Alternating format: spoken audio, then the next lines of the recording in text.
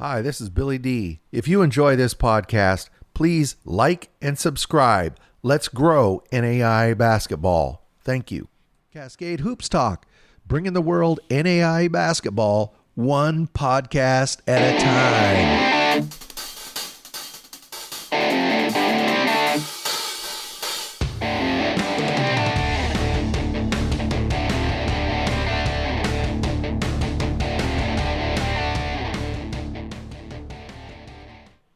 Hey, Cascade Hoops Talk, Billy D. Well, it's Monday, November 6th. We've put on our first full weekend of NAIA basketball. Pretty wild, a lot of games to talk about. Probably everybody knows I spent the weekend down at Oregon Tech, part of the Cascade Crossroads Classic there at Danny Miles Court at Oregon Tech. Bushnell Beacons, Oregon Tech, Cuslin Owls, Grace Lancers, Bethel Pilots.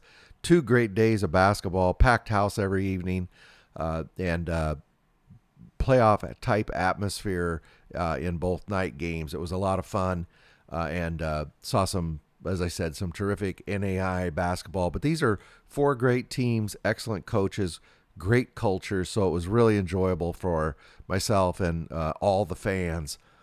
A couple backstories real quick. Jordan Widener coached against Scotty Riddle Jr., whose dad, Scotty Riddle, Jordan Widener, had to guard in the 2007 national tournament when he played with Indiana Wesleyan.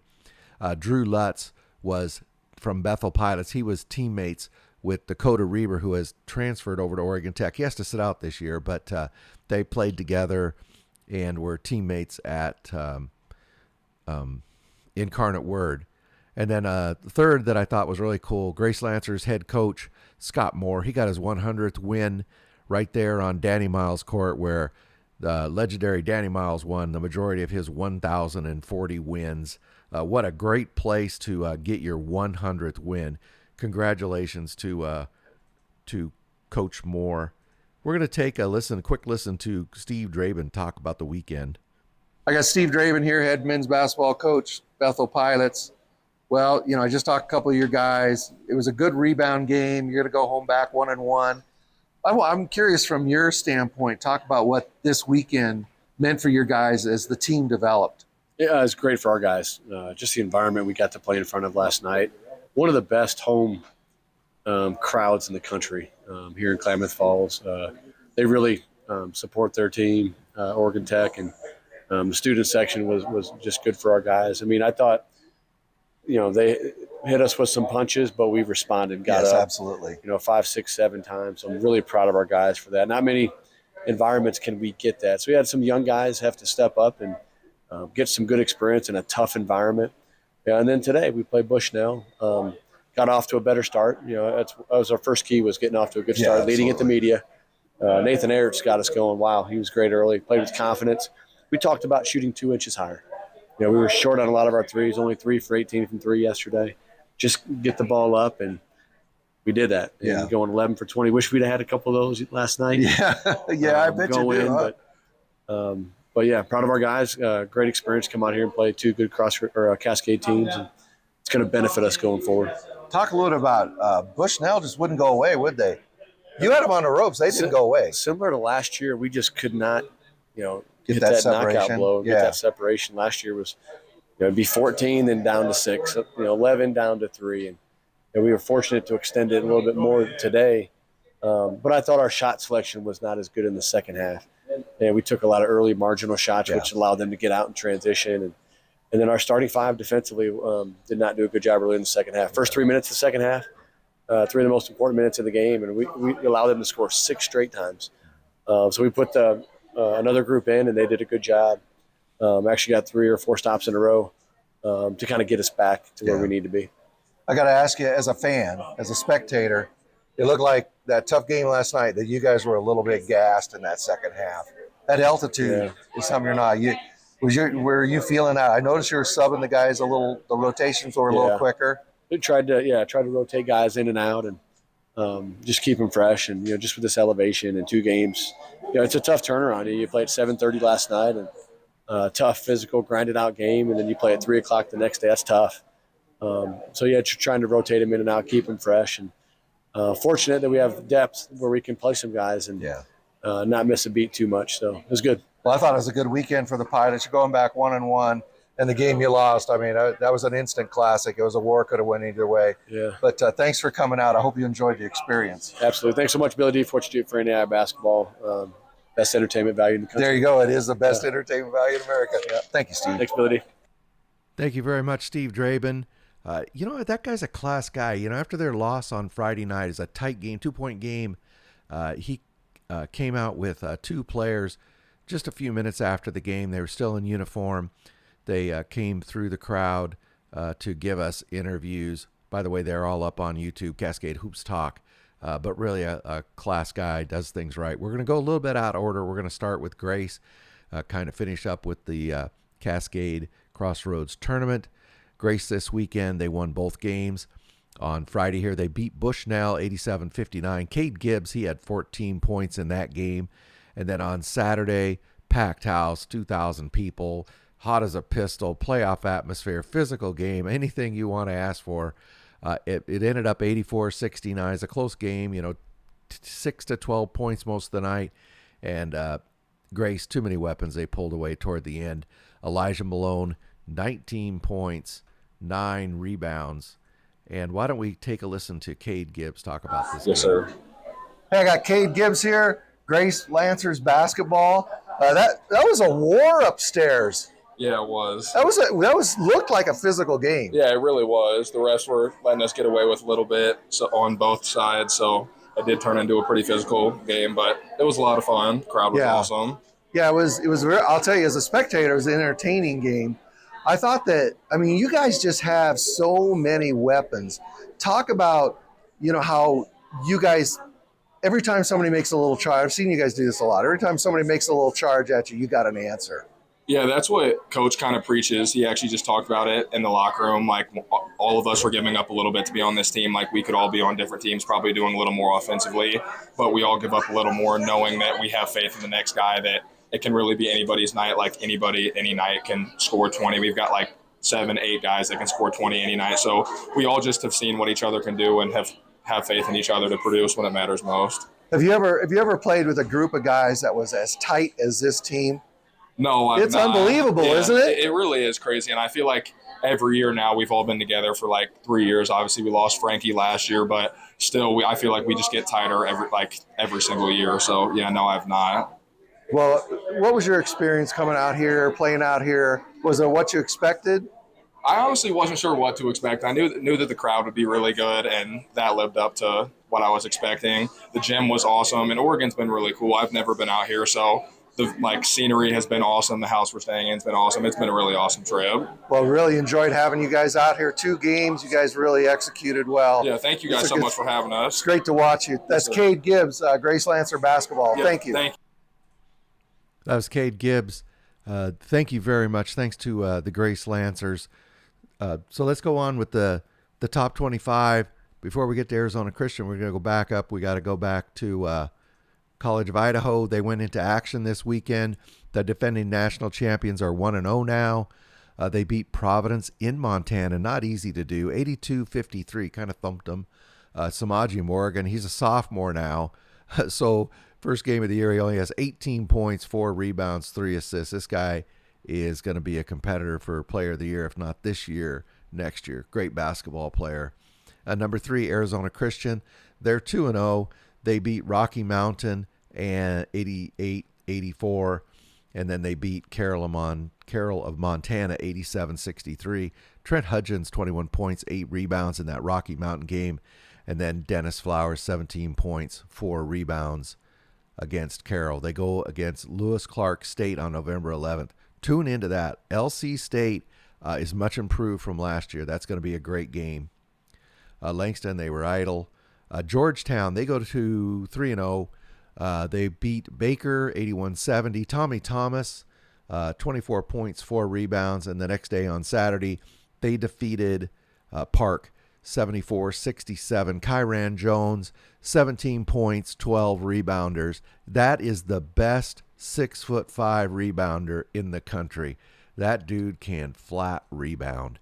Montana Tech, they're at 3-0 now. They beat this weekend Friday Dickinson State 70-56. Ifeanyi Okeke, 16 points, 5 rebounds. And then on Saturday, they beat Eastern Oregon in La Grande. Not easy to do, 78-65. I think Eastern's going to be pretty good this year is what the word is. We'll have to see how they recover from that game. Asa Williams, he had 30 points in this game. So Montana Tech now 3-0. Number 6, Montana Tech. Number 7, Oklahoma Wesleyan. They beat Southwestern Christian 80-59. So Oklahoma Wesleyan is 3-0, and they play Texas Wesleyan tonight. LSU Shreveport, they're 1-0. They played Sedentary the other night. I couldn't get that game, but it was 67-64. LSU Shreveport won. Paul King right here, he scored 15 points. He's from Monroe, Louisiana. I have a lot of friends in that town, just a little town in Louisiana near Alexandria. Used to work down there back when I still worked. But anyway, Paul King, 15 points. Indiana Wesleyan, they beat Union the other night, and they're idle until the 8th. What is that? That's Wednesday, I believe. Olivet. They go to Olivet Nazarene. Freed Hardman, they were idle this weekend. St. Thomas, they had that overtime game with Faulkner, and they won. And then they next day they played Mobile. They lost that game 81-60. Traylon Smith from Mobile, 20 points, 4 rebounds. So St. Thomas now falls to 2-1. Union, they're idle until November 8th. Morningside, they fell to Kansas Wesleyan in that, what is it called? Coyote Classic, 84-73. Next day they recovered. They beat Bethany 70-52. Joey Scoff here, 26 points, 6 rebounds. So they're 2-1 now. Huntington, they're 2-1. They beat Kentucky Christian on the 3rd. They had that little tournament there up in the Platt Center, 105-62. Good line, 25 points, 6 assists. And then West Virginia Tech went into Huntington and beat them on Saturday. I don't know. We'll have to see. West Virginia Tech may have something this year. We'll have to keep an eye on them. They won that game 92-89. Zach Goodline in this game, 22 points, 4 rebounds, 4 assists. For the Huntington fans, they'll be just fine, especially while they have 55 there. The Masters, they're 1-1. The other day they fell to Oklahoma City in that the Abe Lemons Classic. They fell to Oklahoma City at 78-75. And then on Friday, they won. They beat Our Lady of the Lake 96-77.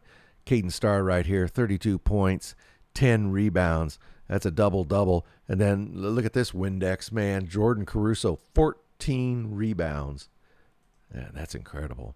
Kansas Wesleyan, as we said, they beat Morningside 81-73.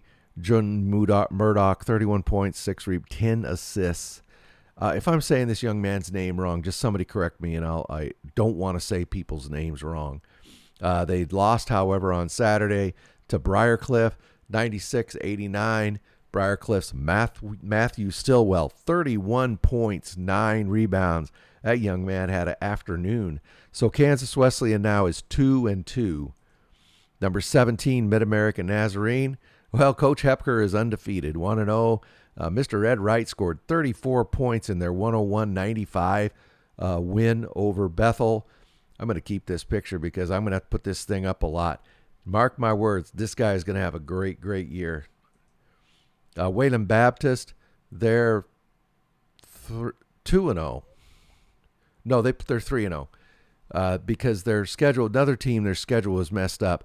So they beat Missouri Baptist. I had to add it in here, 81-61. Linton Brown scored 18 points. And then on Saturday, they beat Florida College 77-74. Tajay Hill, 20 points, 6 rebounds. That's really frustrating when that site's wrong and I have to go searching for the games and find out who played. So William Penn now, this score's wrong, but they are, back that out. William Penn is 1-3. They fell to Concordia the other night, and on Friday they fell to Hastings.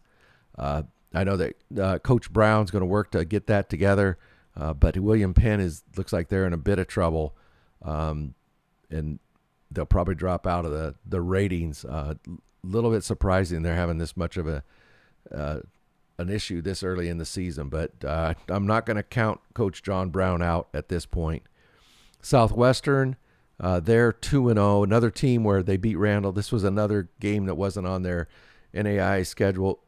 They beat Central Christian 80-69. Mr. Kevin Clark, 24 points. That dude can score the ball. They play Haskell Indian on November 9th. Number 21, Northwestern. They fell to IU East, and they had to go to IU East. Tough place to play. They fell there 75-72. Alex Van Kelsbeek, 21 points, 5 rebounds. This guy can play ball. And then they recovered and they beat Oklahoma City 72-66 on Saturday. Zach Lefebvre, 21 points, 9 rebounds. So Northwestern, the Raiders now, they are 1-1. Mobile, as we said, they beat St. Thomas the other night. As I said, Traylon Smith right here, 20 points, 4 rebounds. So they're 3-1 now, and they play Spring Hill College on, I believe that's Wednesday. Antelope Valley, another team where their NAIA schedule is messed up. I just had to go to their website. But they beat Cal Institute of Technology 87-48. Eric Nicholas, 17 points, 8 rebounds. This game here is Wednesday, the Masters. This is your tip from Billy D. Watch that game.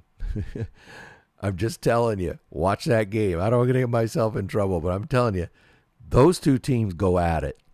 Watch that game. Indiana Tech, they're 1-2 now. They beat Indiana Wesleyan, and then they fell to Spring Arbor, a little bit of a surprise. Now the loss to Olivet Nazarene the other night, they had to go to Olivet. No, they hosted Olivet Nazarene, but they fell by 7. But this is a very good basketball team. They play St. Francis, so that's a crosstown rivalry on the 15th. Speaking of Olivet Nazarene against Indiana Tech, 81-74. Tyler Schmidt, this is another picture I'm just going to say because that guy's a great basketball player. 25 points and 6 rebounds in that win over Indiana Tech. And then the men's top 25, here's the schedule. Make note of it. This Wednesday on the 8th, the new top 25 will come out. You just went through the top 25 with me. We can probably do some guessing about who's gonna come in and out. But we'll just wait for the Raiders to put out the top 25, and we'll see what it looks like come Wednesday. Well, I got to finish with Treat. This guy is one of my favorite guys to watch in the NAI the last few years, Jake Wadding. Billy D. Cascade Hoops Talk. Got Jake Wadding here, Grace Lancer basketball. Jake, you flew a long ways, but you got the job done, right? How'd it feel up there? It was good. It's a little hard breathing up here, a little altitude difference from Indiana, but so overall it's pretty good. I like it. I thought, the game was pretty tight, and then you guys just really turned up the defensive pressure, and you just kept it up. I thought that turned the corner. Of course, you scored, 97 points, but I thought your defense really changed. Yeah, for sure. I think the second bunch that came in kind of gave us more energy and more effort out there than the first bunch, and then that kind of carried on over. So, Ian Scott, talk about Ian Scott, just the energy he brings. He's awesome. Oh, He's man. amazing. It's incredible, isn't it? Yeah. So early on, you couldn't get Malone really wasn't scoring. The guards started scoring, and then you started backing guys down. And then, it just seemed like you guys got – and then Sefton over here we're going to talk to in a second. He was lighting it up like crazy. He was. Yep. But, no, I think our game plan every game is we can have a lot of people that can score in double digits, and whoever's night it is, whether it's Malone, the Twins, one of the freshmen, it's just whoever's rolling, that's the guy that we're rolling with. Well, it's really great to have you guys out here at Oregon Tech. I enjoyed watching tonight. Jake Wadding, thank you very much. Thank you. Okay, thank you, Jake. Thank you very much for supporting our podcast. Please like and subscribe. Get out to your local NAIA school because NAIA basketball is the best entertainment value in America.